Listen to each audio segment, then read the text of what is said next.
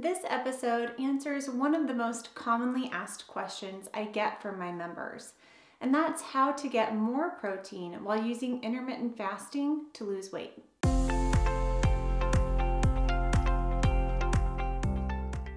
Hello, and thank you for tuning back into another episode of the Reshape Your Health podcast.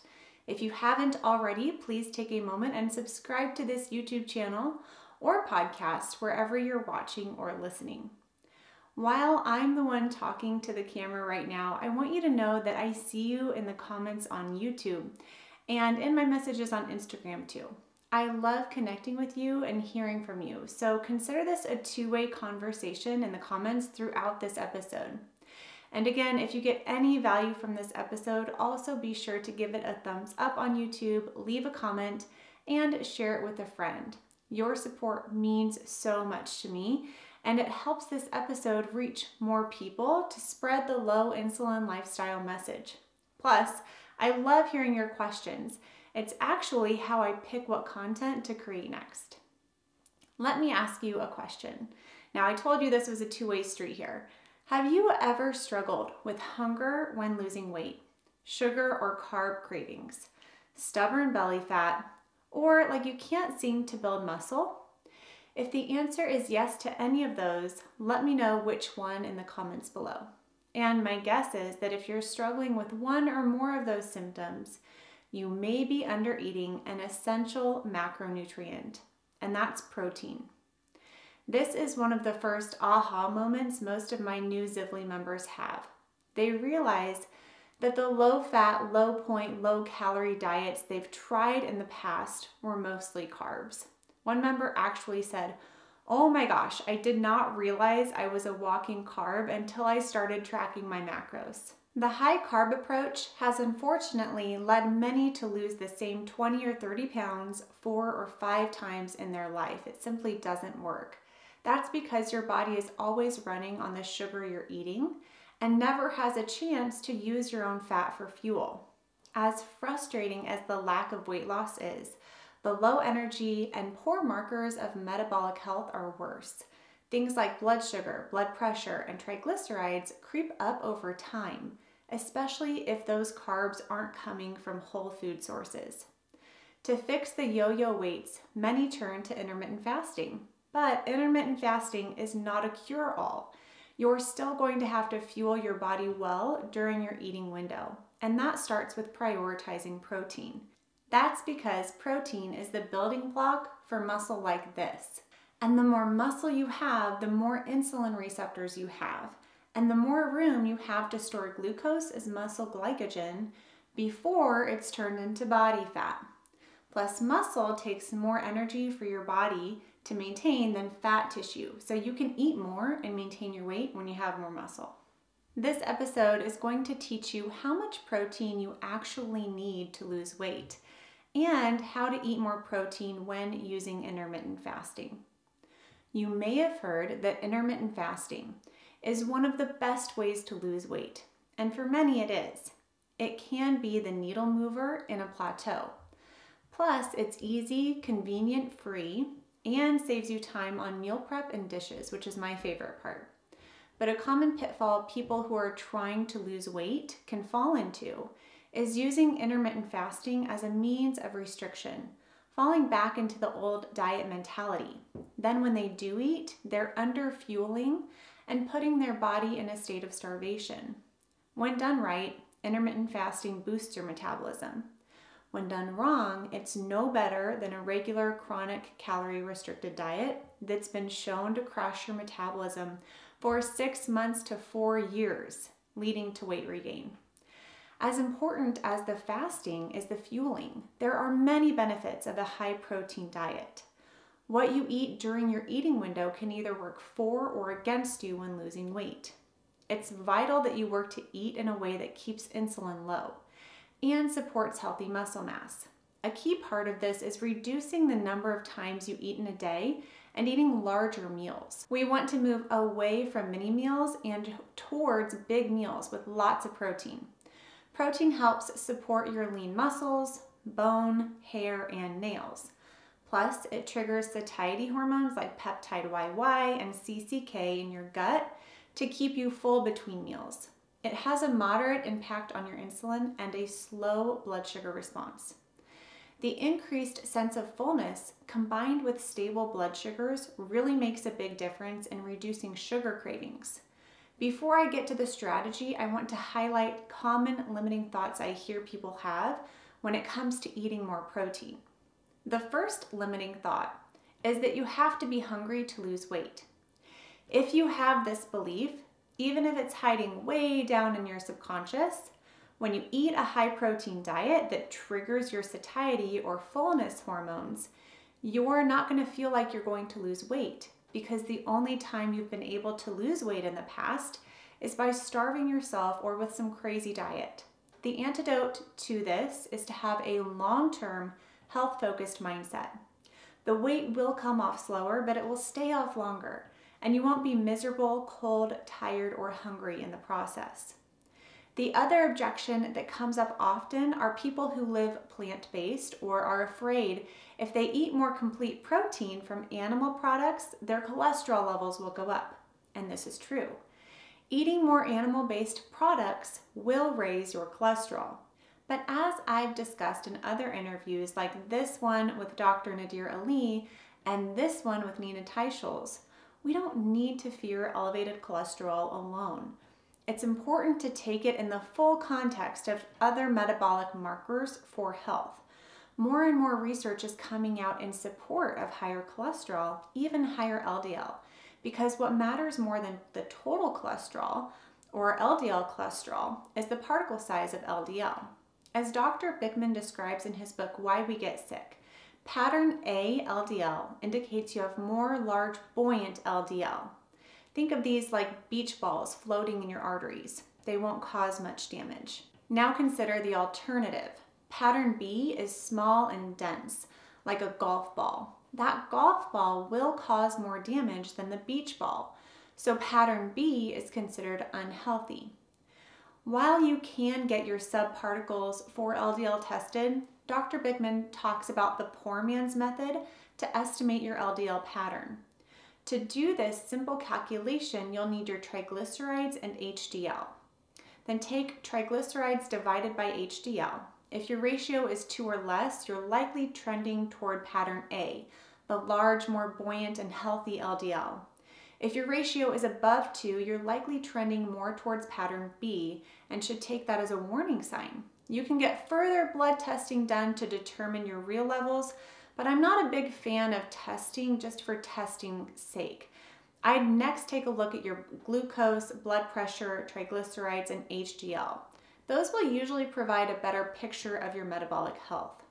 And for those of you who are already eating a high protein diet, first of all, keep it up and give yourself a big pat on the back.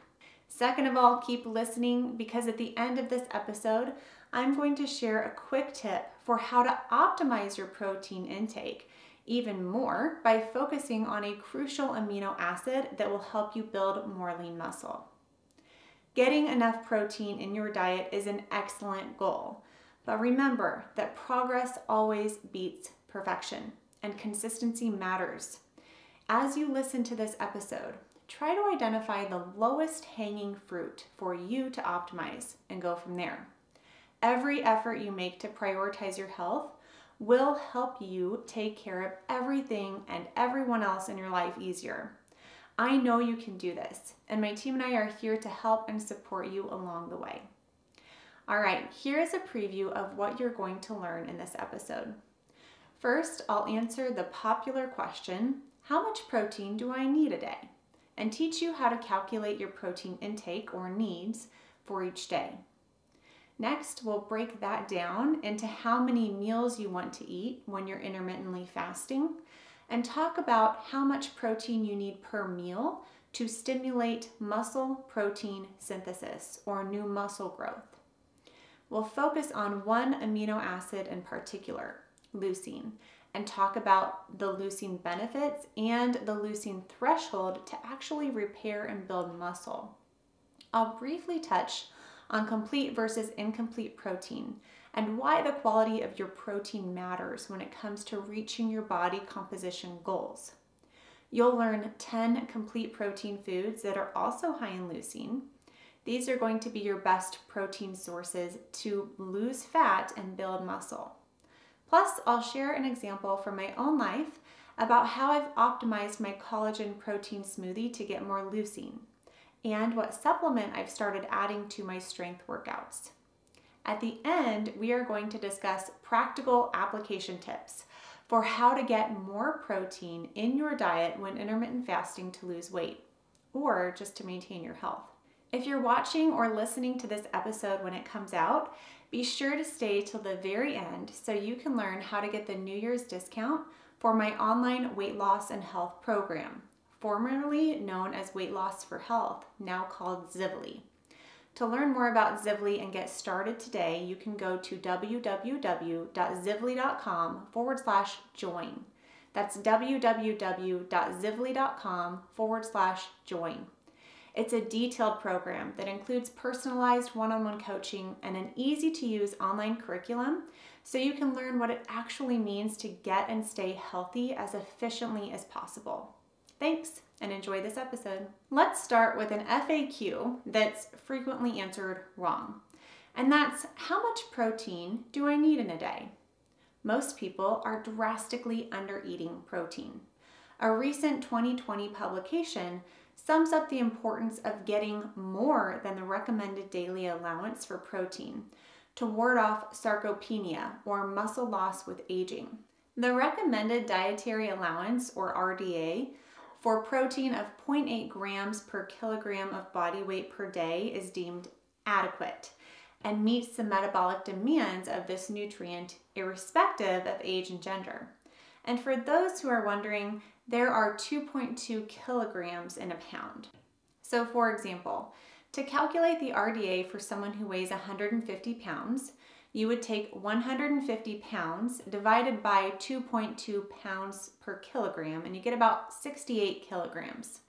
Then take 68 kilograms times 0.8 grams per kilogram, and that's about 55 grams of protein per day. However, the recommended daily allowance is thought to be insufficient for repeated, robust stimulation of muscle protein synthesis and maintenance of muscle mass in older adults. Here's a scary fact. A recent study found that only 50 to 69% of older adults met the minimum protein recommendation of 0.8 grams per kilogram of body weight per day. In other words, only 50 to 69% of people who weigh 150 pounds are eating at least 55 grams of protein per day.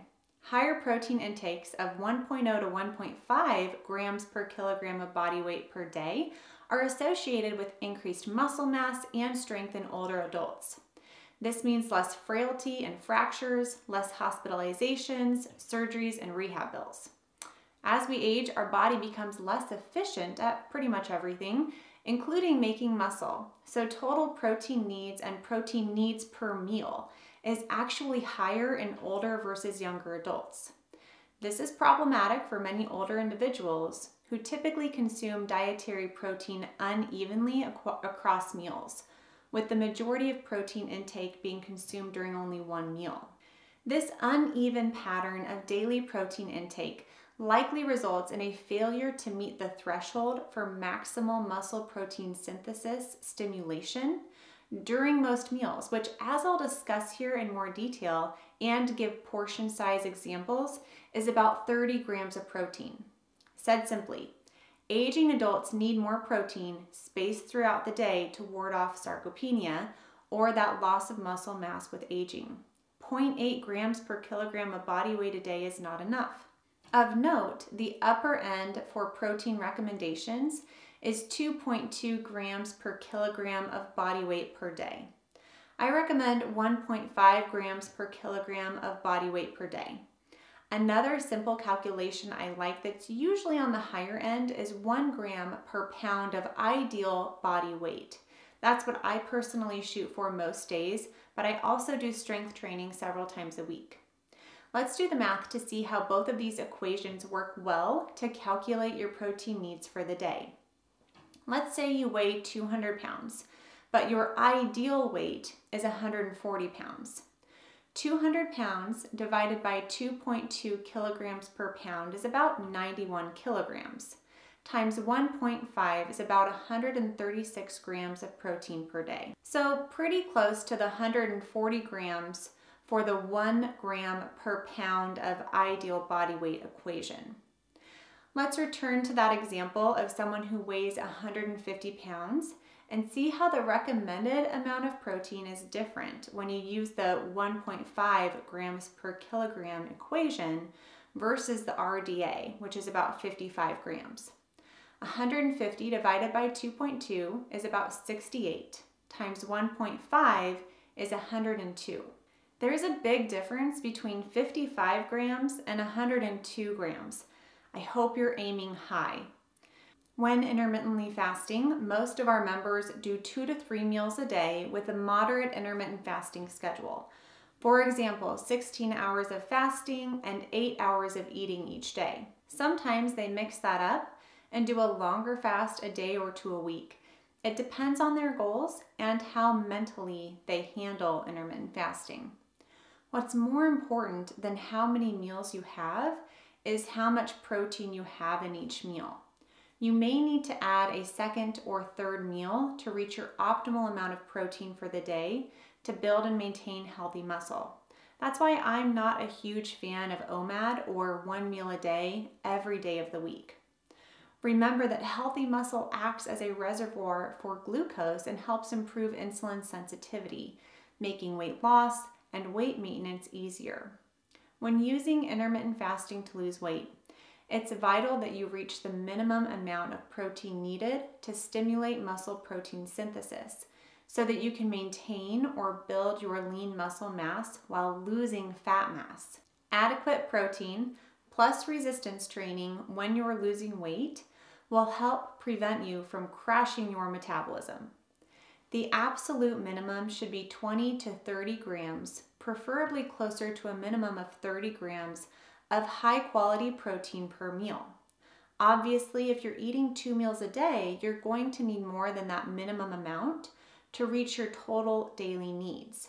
Even if you get 2 doses of 50 grams of protein per meal, you're going to be doing well and exceeding the RDA. We'll talk about practical strategies to increase your protein intake when intermittent fasting in a bit. But first, I really want you to understand why the minimum dose of protein per meal is important. The minimum of 20 to 30 grams of protein per meal necessitates that it's a high quality protein, meaning it has all the essential amino acids. The one in particular that's important for muscle protein synthesis is leucine, and there are a lot of leucine benefits. So this is really interesting. Leucine is suspected to be the only amino acid that can stimulate muscle growth and help prevent the deterioration of muscle with age. The leucine threshold is the amount of leucine that's been shown to trigger muscle protein synthesis. The amount of leucine required to do that is at least 3 grams, but preferably closer to 4. This is the amount of leucine naturally found in about 30 grams of many animal-based protein sources. Here are several examples of complete protein foods. The ones I chose are great for weight loss because they are low in carbohydrates. I've also included in the table how much leucine is in the food. As I go through these food examples, I want you to visualize a normal plate of food for you. Think about if it has at least 30 grams of high quality protein. Assess whether or not you think you have as much protein as you need. This is where tracking macros can become really helpful. 5 ounces of steak has 42 grams of protein and 3.5 grams of leucine. 7 ounces of salmon has 44 grams of protein and 3.22 grams of leucine. 4 ounces of chicken has 33 grams of protein and 3 grams of leucine. 6 ounces of tilapia has 44 grams of protein and 3.48 grams of leucine. 6 ounces of shrimp has 40 grams of protein and 3.33 grams of leucine.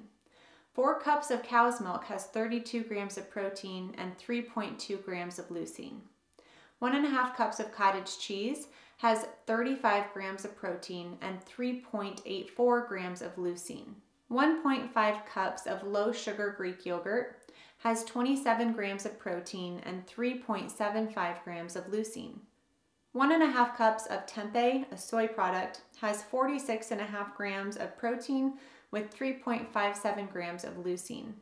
5 eggs has 31 grams of protein with 3 grams of leucine. These protein serving sizes may be double or more what you're used to. This is what it means to prioritize protein in your diet. When you actually eat enough protein, you won't have as much room for the unhealthy stuff. Now, personally, I'm not sitting around calculating how much leucine is in my meal. I just try to get a good dose, meaning at least 30 grams, but ideally closer to 50 of animal-based protein per meal. Now, if you are a vegan, vegetarian, or have a food allergy that narrows your protein choices, there are branched chain amino acid supplements like this one from First Form that I've started to use during my strength training workouts to boost my muscle growth. It's a great way to still hit your leucine threshold if you choose not to or aren't able to have more animal protein in your diet. Speaking of protein supplements, let's dig into this a little bit. 2 cow's milk protein supplements you may have heard of are whey and casein. Whey is about 10% leucine and casein is about 8% leucine. You'd need about 30 grams of whey protein to reach the 3-gram anabolic trigger and a little more than that for casein. Whey protein digests faster than casein, so while casein can be a helpful supplement to reach your total daily protein goal, whey protein will stimulate greater muscle protein synthesis immediately after a workout, which is why so many bodybuilders drink whey protein shakes. One of my favorite protein powders is Vital Proteins Collagen. I really like the chocolate flavor. Now, if I were to only have a serving of this protein powder and some water for my morning smoothie, I'd get 0.524 grams of leucine. To make up for that lack of leucine in my collagen protein powder, I add 1 cup of whole milk and 3/4 of a cup of full-fat Greek yogurt. 0.8 plus 1.875 plus 0.524 equals 3.1 grams of leucine. So I was at the bare minimum with my smoothie to trigger muscle protein synthesis. That's why I started adding a branched chain amino acid supplement to my lifestyle. Studies in humans show that even in the presence of a high protein meal, adding leucine further augments protein synthesis.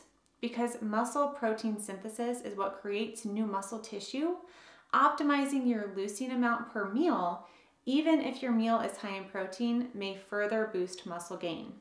In fact, recent studies suggest that the chief factor in determining how well a protein builds muscle is how much leucine the protein contains. That's why collagen supplements market themselves as being good for your hair and your skin and your nails, but can't boost the muscle building effects that whey protein supplements can. As a reminder here, from one of my faves, Dr. Gabrielle Lyon, you can't out-exercise a bad diet and you can't out-diet no training. If you're serious about changing your body composition, you're going to have to make time to add resistance training or strength training into your lifestyle. But that's a topic for another time. For now, I'm going to share 5 practical tips that I've used in my own life to get more protein in my diet. The simplest way to get more protein is to eat 1.5 to 2 times your protein serving size at each meal. If you're used to eating 3 ounces of chicken, try 4.5 to 6. The second tip is to find what I call protein tack-ons for your meals. These are high protein foods that you can tack on to a meal. Examples include string cheese, shredded cheese, cottage cheese, Greek yogurt, milk, hemp hearts, smaller portions of protein bars or shakes, peanut butter, chia seeds, edamame, peanut butter powder, hard-boiled eggs, jerky, beans or lentils, or pastas made from beans, lentils, or edamame. If you have other ideas for protein tack-ons, leave them in a comment on YouTube. I do advocate for a mostly whole food diet, But being honest, I supplement my protein nearly every day simply because I love my protein shakes. The third tip is to add a protein shake to your day. My favorite is Health Code by Dr. Benjamin Bickman. I'm a proud affiliate of this product, and you can get 15% off your first order if you use the code ZIVLY when you check out. There's also a link in the description of this video to Health Code, and for those listening to the podcast version, it's HLTH code. I also like the Vital Proteins collagen powder and Garden of Life plant-based vanilla, but I've learned to always add some form of animal protein or complete protein, such as whole fat Greek yogurt or whole milk. Of course, there are a lot of different protein powders out there, and as I've mentioned, you want to be sure you're getting at least 3 grams of leucine per meal. Many of these powders will show you how much leucine is in a serving, so be sure you're looking at your nutrition panels. Also, be on the lookout for their ingredients. You want to try and find clean brands that don't add a bunch of sugar or unhealthy artificial sweeteners like sucralose. Even the First Form brand that I mentioned had sucralose in their branched chain amino acid supplement. My fourth tip is to add protein bars, either as a standalone protein snack or preferably to increase the protein content of your meal. The Quest and One brands are getting better about not adding sucralose to their bars, but they still have quite a bit of sugar alcohols or polyols that can cause GI upset like gas, diarrhea, or bloating in some people. I typically get the Kirkland protein bars, and I like the brownie or peanut butter flavors best. The last tip is a little different, and that's to actually track your macronutrients. If it's important, we should be tracking it. One of my clients recently got rid of their Weight Watchers app after learning their points system is arbitrary at best and doesn't tell the amount of protein in foods, just the points and calories, which honestly isn't that helpful for reaching your daily protein goals. I like the Carb Manager app. It's free, intuitive, and simple to use. Our program Zivly has how-to videos to get your Carb Manager set up, and also includes a complimentary lifestyle audit where we can do this for you or double check your work to be sure you have it set up correctly to reach your weight loss and fitness goals. You can get free access to these Carb Manager setup videos at www.zivly.com/macros. That's zivly.com/macros. Speaking of Zivly, I told you if you stuck around to the end, you could learn how to get a discount on the program. So if you're watching live, from now until January 5th, 2022, you can get $100 off Zivly with the coupon code 2022. That's 2022. If you're already a member listening to this, you know that's a steal worth sharing with a friend or family member. If you've been following me for a while and have been waiting for a sign to join, this is your sign. Give yourself the permission to create room and time and space in your schedule for you in 2022. Then use that time to learn how to live a low insulin lifestyle with Zivly. There are 2 important things I want you to know about Zivly. First, unlike any other weight loss program out there, it comes with a lifetime membership. That means there are no monthly recurring subscription fees after the initial joining fee. Second, at least at this time the video goes live, it's the only program that comes with a complimentary 60-minute consultation to ensure you are comfortable using the online platform, have your macros set up correctly, and get your initial questions answered.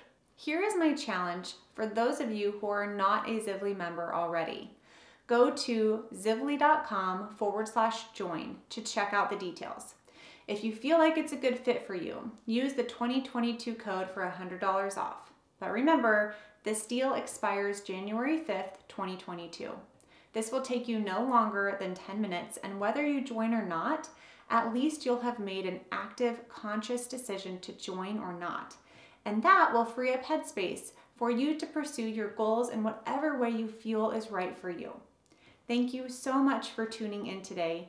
If you have any more questions about protein or how to get more protein in your diet, or if you have other tips you'd like to share with the community, leave them in a comment on YouTube. We have lots of great content coming out this year, and I'm thrilled to be able to share it with you. Be sure to subscribe to this channel, like this video, and share it with a friend if you found it helpful. And if you're a regular listener to this podcast version and haven't left a rating and review, please take a moment to do that today. I'll talk with you at the same time, same place next week. Bye for now.